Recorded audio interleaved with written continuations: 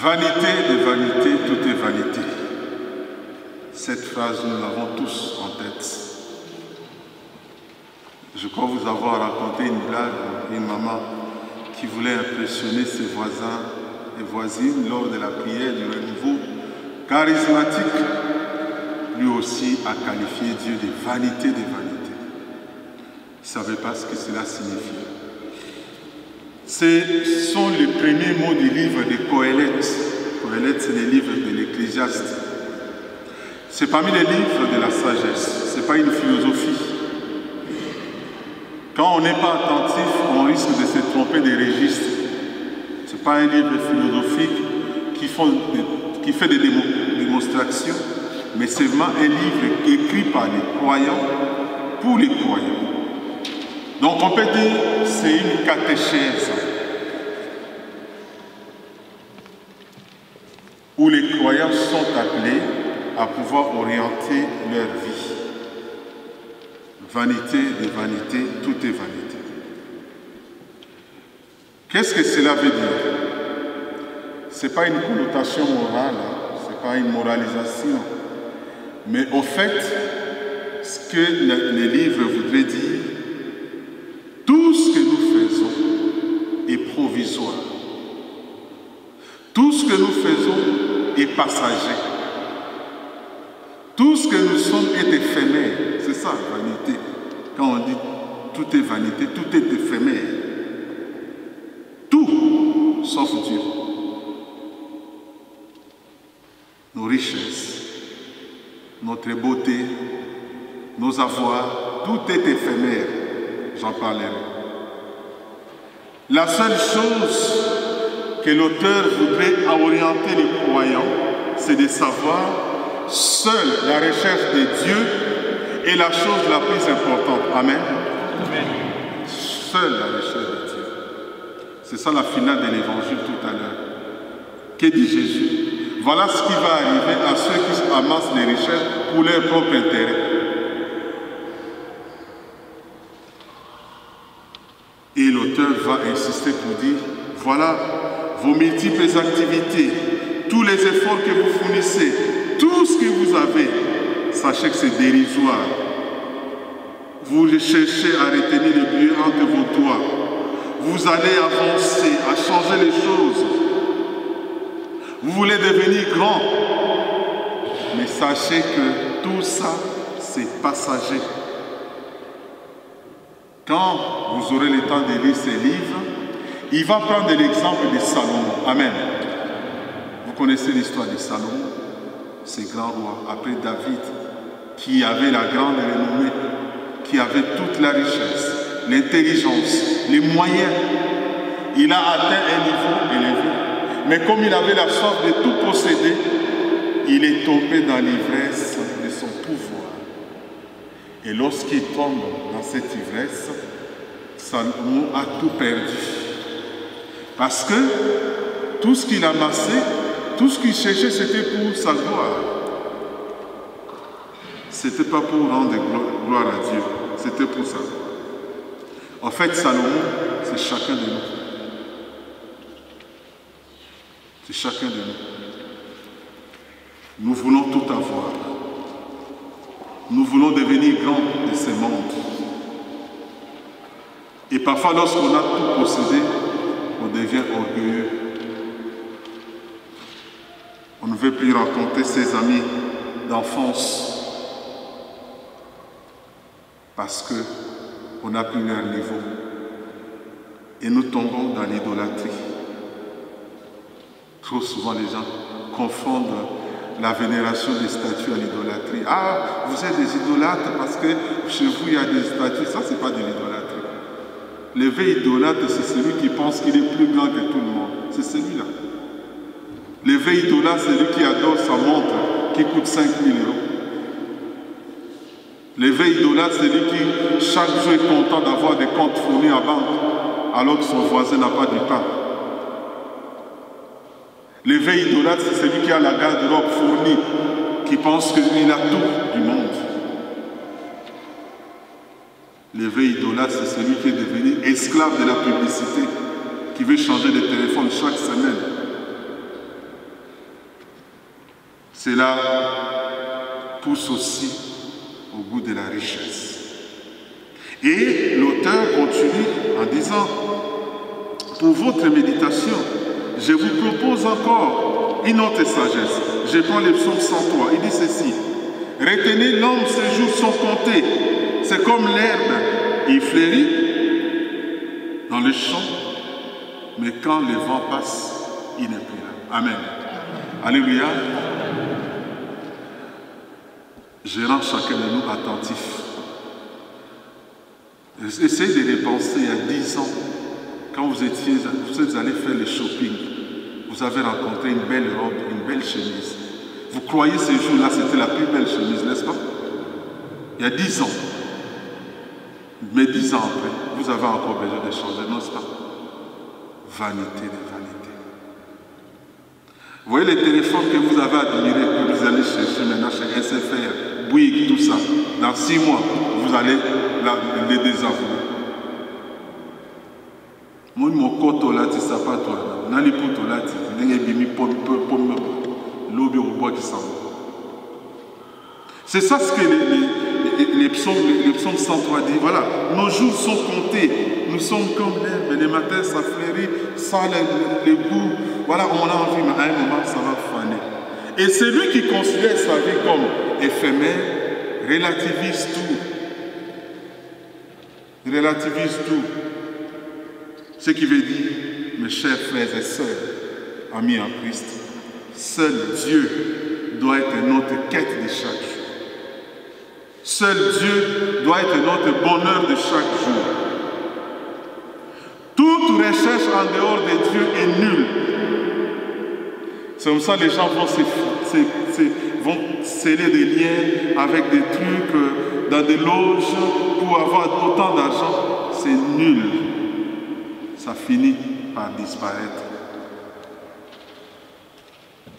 Dieu seul détient la clé de la sagesse.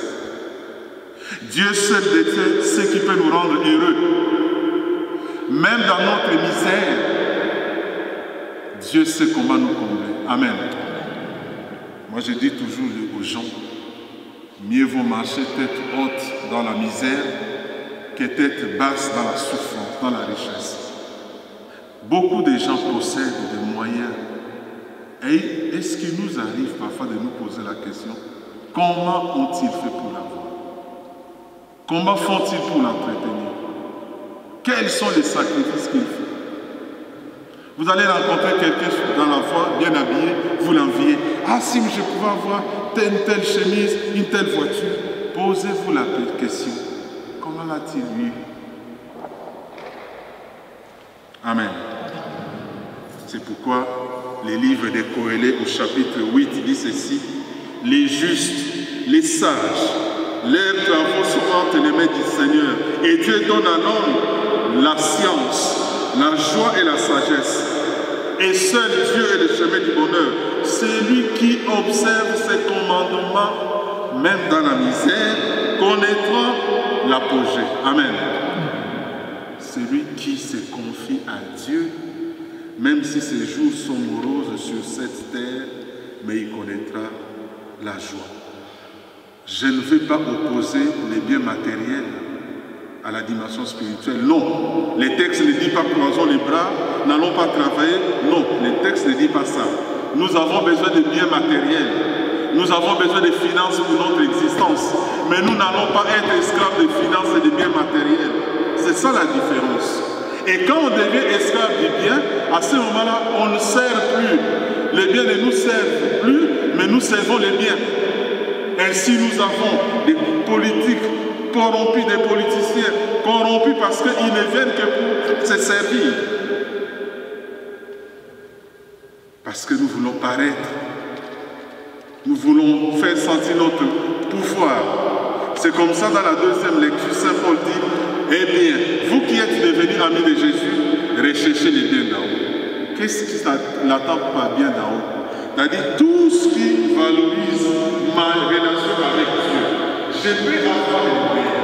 Et si je sais être généreux, je sais être solidaire, je sais partager, mes biens vont m'aider pour m'accomplir, mais aider aussi les autres à avancer.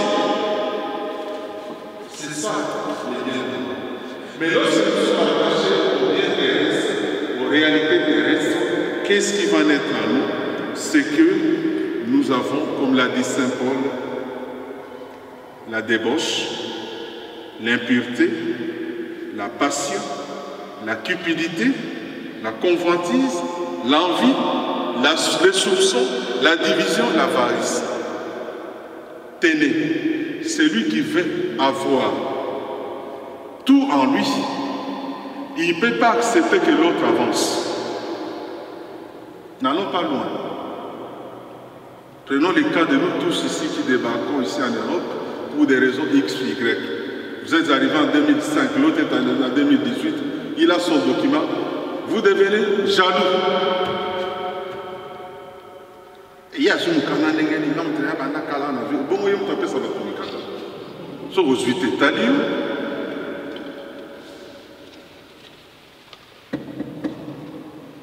Les biens terrestres. Vous voyez, quand on veut tout avoir, on devient jaloux. On ne veut pas que les autres avancent. On veut savoir il était où, avec qui, qu'est-ce qu'il a acheté, qu'est-ce qu'il a... Tout ça parce qu'on ne veut pas voir les autres émerger. L'envie, chez nous, vous mélangez ça qui songi, na kotonga, na koyinana, na kofunda, makambo lokuta, poto. Spécialiste en masola lokuta. Pour détruire les autres. C'est ça l'envie. Quand on veut tout avoir, on va détruire les autres, les brimer.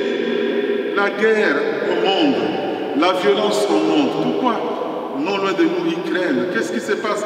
Le pouvoir, on veut faire sentir aux autres. On a les pouvoirs, on a la richesse. Si vous osez, je vais fermer les gaz. Si vous osez, je vais tout éteindre. Parce que moi, je possède.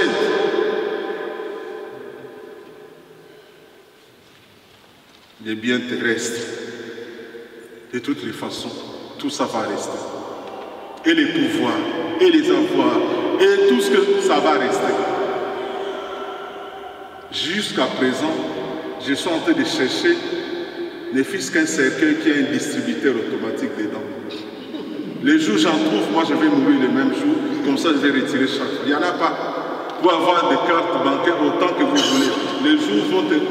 Ne regarde là, c'est fini mes chers frères et sœurs. C'est comme ça que j'aime mes chants. D'ailleurs c'est tiré du psaume. Ni je suis sorti du sein maternel, ni j'y retournerai. Personne n'est né avec un compte bancaire. Personne n'est né avec une concession. Tout, c'est Dieu qui nous l'a donné. Vous pouvez me dire, oui, je suis devenu riche à cause de mon intelligence. Tu ne t'es pas donné l'intelligence, c'est lui. Oui, je suis devenu ce que je suis aujourd'hui parce que j'ai travaillé. Tu ne t'es pas donné la force, c'est Dieu qui t'a donné la force. Toute recherche en dehors de Dieu, nulle. C'est pourquoi, mes chers frères et sœurs, comme dit Saint Paul, contentons-nous aussi de ce que nous avons. Tout ce qui nous tue, mes frères et sœurs, trop souvent, parce que nous voulons avoir au-delà de nos moyens, c'est pourquoi on regarde de gauche à droite. C'est pourquoi Jésus nous dit dans l'Évangile, quand on lui pose la question, Seigneur, aide-nous à partager nos richesses. Quelle est bonne des richesses, même dans des familles, les gens qui se battent. Pas plus tard que la semaine dernière, une famille qui m'appelle, ah, je voudrais retirer les noms de mon fils, les parents de mon fils parce qu'on ne s'est pas mis d'accord à la mort de mon père sur les partages des richesses et on ne sait pas, il n'est plus mon parrain. Et la parabole d'aujourd'hui, c'est Jésus qui nous montre, c'est un homme qui a réussi dans ses affaires, qui fait des calculs, qui dit, j'ai tout gagné, j'ai tout amassé, maintenant je peux me reposer. Je vais changer même ma maison, je vais changer des piscines, je vais changer des voitures, je vais tout faire. Il oublie que sa vie ne dépend pas de lui. Dieu peut arrêter cette vie, cette soirée. Voilà pourquoi Jésus nous enseigne. Il dit, ce qui est plus important, ce n'est pas de vous préoccuper de ce que vous avez amassé, c'est de vous poser la question, est-ce que Dieu a été à la base de mes recherches? Quelle est la place que je lui ai réservée? Mes chers frères amis, l'unique trésor que nous devons rechercher, c'est ce que je vous ai dit, c'est Dieu. Premièrement, ne jamais oublier, mes chers frères et sœurs, les richesses viennent de lui. Tout ce que nous sommes, tout ce que nous possédons vient de lui. Deuxièmement, C'est rappeler en toutes circonstances, mes amis, que les richesses appartiennent à Dieu. Il nous l'a confié pour un petit temps et nous passerons. Ce que je suis aujourd'hui, c'est pour un temps. Demain, ça ne sera plus moi. Ministre, président de la République, tout ce que nous sommes, c'est un mandat passager. Tout appartient à Dieu. Nous avons donc ici à nous orienter vers l'image que Jésus nous donne. Tout pour lui, au service de nos frères et sœurs. Je nous invite, mes frères et sœurs amis en Christ, à pouvoir offrir à Dieu ce que nous sommes et nous contenter de ce que nous avons. Amen.